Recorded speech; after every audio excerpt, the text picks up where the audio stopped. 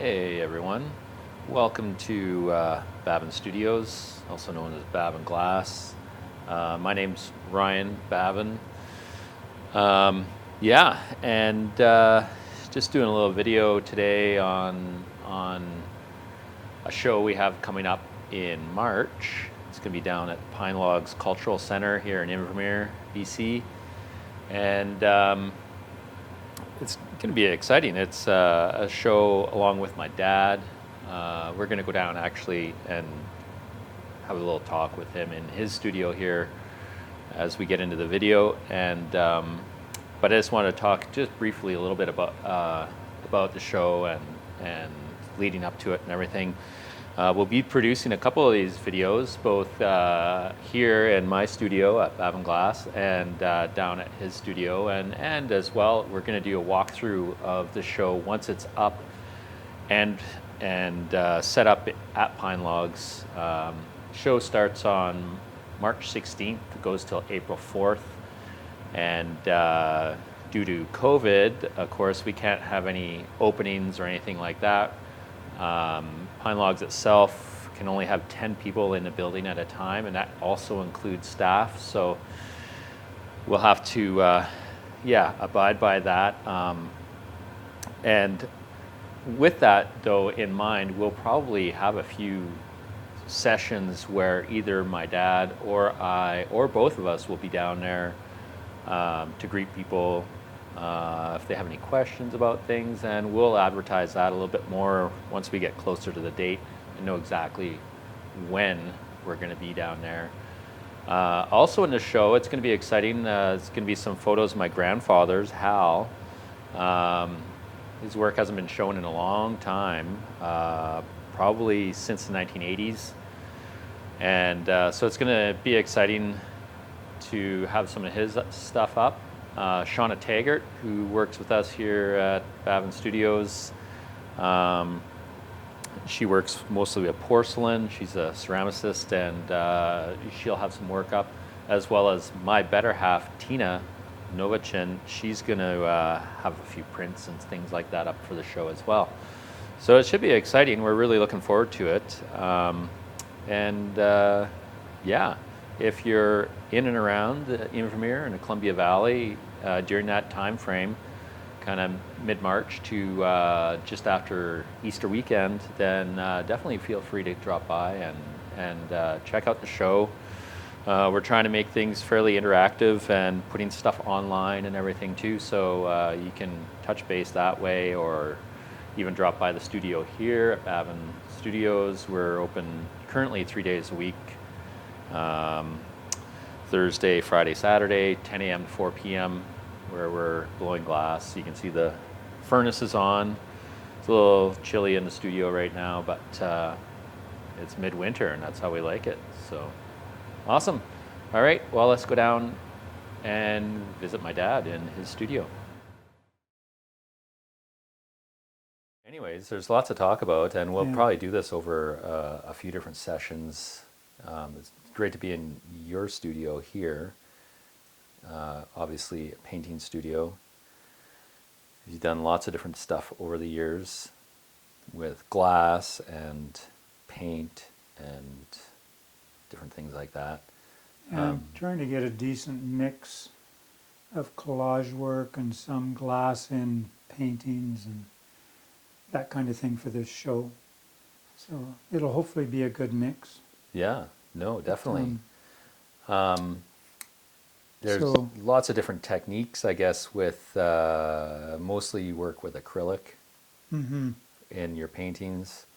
Work with acrylic, and I'm very much of an intuitive painter, and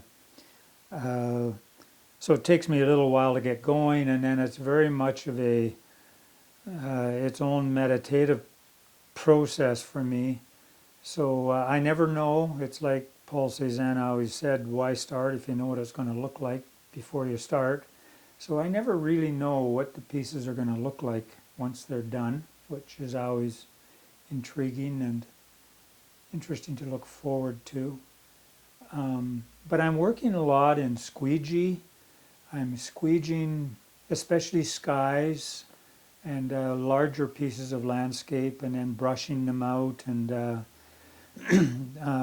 working a lot with bigger palette knives. So yeah, in a real sort of a transition stage. Um, I guess, should we talk a bit about the history, or Yeah, some of the definitely. connections that we have here? Well, yeah, I guess starting out initially with some of our anniversaries, this 2021 being basically 100 years of our family living in the valley, which in this valley, anyways, is quite a long time for settlers and non-indigenous folk to be here. Yeah, I guess it would have been my great grandparents, Yeah, your grandparents, yeah. that moved here originally. Nat and Sadie back in, they came from Vancouver in 1921, and they spent a year on the east side of the lake up on what is known to the old timers as the Bev Harris property. That's near the Windermere Golf Course. And then in 1922, they moved over to the Sunshine Ranch and further developed the Sunshine Ranch. And Dad at that point, Rye's grandfather, Mark's grandfather, um, he would have been 8 years old. And and I think that's part of our legacy as artists, is the fact that in the late 30s he very much engaged in photography, and both Ryan and I, and I think somewhat my brother John and Mark also spent time in his dark rooms. Yes, Wherever we lived, he had definitely. dark rooms built in.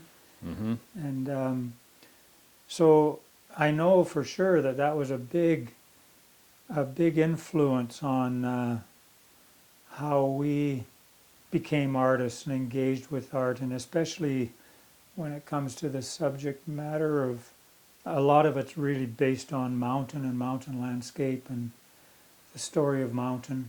So that's why we call it Mountain Moments.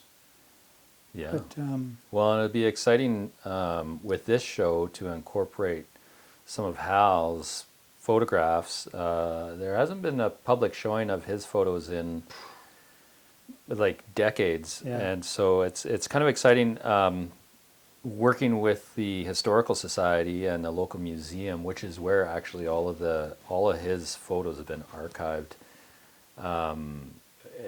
In an incredible project by them to archive everything and to catalog everything so that you can actually go in there and look at stuff. And so, yeah, it's going to be exciting to show some of his work, and especially there's opportunities now here with the changing, especially backcountry landscapes of the last, many, many years from his photos and now my photos, also your photos and paintings from these places from over the years. It's kind of exciting hmm, to have all of this kind of history of images and artwork from the valley from multiple generations. and I just can't state enough of the gratitude that we have towards the Windermere Valley Museum and their volunteers and the amount of work that they put in. Um, it's just, and we really look forward to hopefully um, being able to offer some things into the future with the museum to give them support. So yeah, it's just been great to be able to spend Tuesdays there, last 4 or 5 Tuesdays, um, going through all of his black and white, thousands of black and white photographs, um, of which a lot is mountain landscape. But just for the locals to know, there's a heck of a lot there with weddings and special events, and very intriguing with his work with First Nations people, which we'll talk about more later. Yeah. But the other interesting thing is, this as an anniversary this year is um, 40 years. I started working as a glass blower, and that was in 1981 at the Pilchuck Glass School. I started going to school then. there. Prior to that, I was a stained glass artist, and the stained glass comes out in all of my work pretty much because it's much like a sense of lead lines, the dark, what I call bone work. But and I went back to Pilchuck in '84, and in Rye started at the young age of 14. Actually, we put him into child labor of starting to work with me as we developed a hot shop in Windermere on the Hoffus property. Yeah, it was And always opened exciting for me to start out there, just because when you're a kid, you're always told not to play with fire and everything, and then suddenly it was part of some work and working on the weekends and after school, which was intriguing and definitely kind of pulled me into the process and learning about it, definitely. And then of course then I went to Pilchuck later on, and yeah, met some of the big names of the studio glass movement in the United States, with William Morris and Chihuly, all these Yeah. big names that were down there.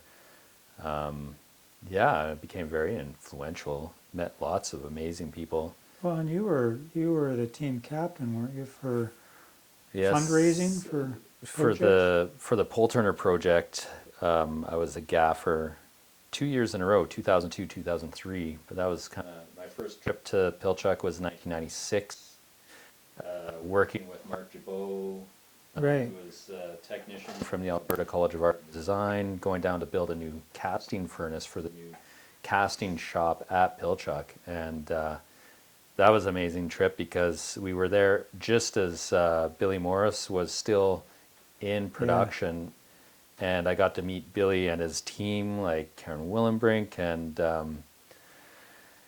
yeah, Ross It's Richmond. There's a whole crew of people that were on campus, and it was just us working on the furnace and those guys working in the hot shop.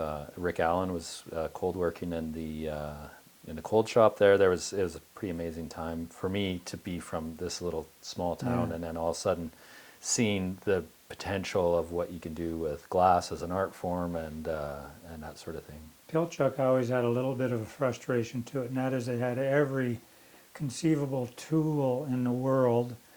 It was like a kid in a candy store, and we'd have to come back home after having gone there in '81, and then in '84, I basically lived out of a suitcase for the next 7 years of just trying to either work with Bob Held in Calgary or that group of artists, or through the Alberta College of Art with Mark Jabot, as Rai says. So it's a very small family, and Yeah. Rai should probably explain to you. You heard the word gaffer, so you should. Oh, right. Yeah, the gaffer is basically a master glass blower.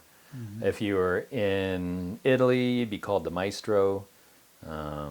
Similar sort of thing. You're just Yeah. basically hired for your knowledge of the material and everything. So yeah, when I was working there, it was me and there was another gaffer, Chuck Vanetta, we would work and have our own teams in two sides of the hot shop, and we were producing work that then would go and be auctioned off at the fundraising auction for Pilchuck, which happened Big every bucks. fall. Yeah, which was good. We'd make usually about 120 centerpieces in just over a week long And period. big pieces, right? Yeah, I big mean, pieces. Yeah, it was a definitely massive team effort. yeah. But yeah, it was a great experience for me being down there, doing that, and that was almost 20 years ago, and pretty exciting to go down and work with a whole bunch of people, and yeah, at a place like Pilchuck, which is it's a fun and interesting place. It's Oh, not your average kind of school setting. no. So Well, and then from that, uh, and the glass is still.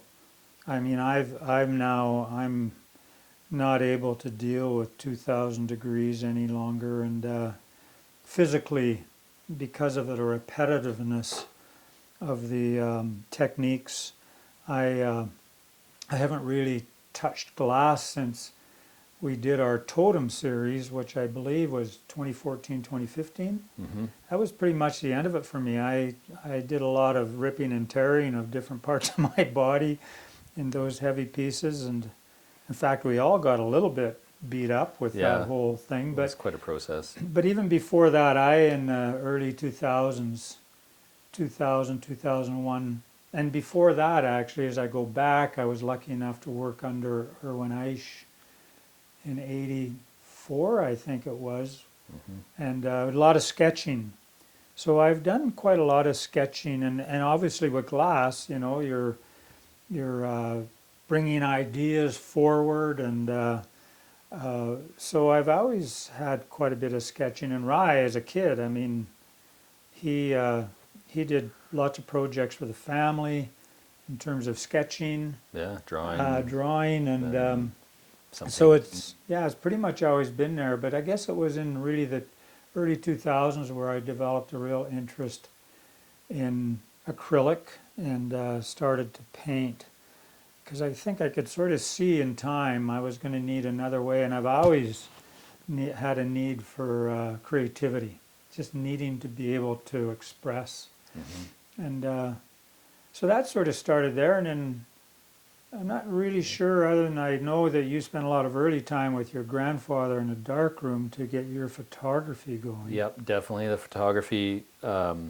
Spending a lot of time with him in the darkroom, like when I was quite young, and then inheriting his equipment after he passed away, which I didn't really use for a long time. But then when I started getting into photography, I remember getting my first camera for my 12th birthday up at Bavin Lake in the Septets area there on our backpacking trip. And but yeah, so I was taking photos and, you know, doing lots of stuff with it. It wasn't probably until my mid-20s I actually started taking the photos and going and printing them and all that kind of stuff. And so that's when I started using the darkroom equipment and learning about that stuff. And Rai mentions Bavin Lake, and I think that's just an interesting part of the legacy of my dad, Hal, is that he was very much connected with Hans Moser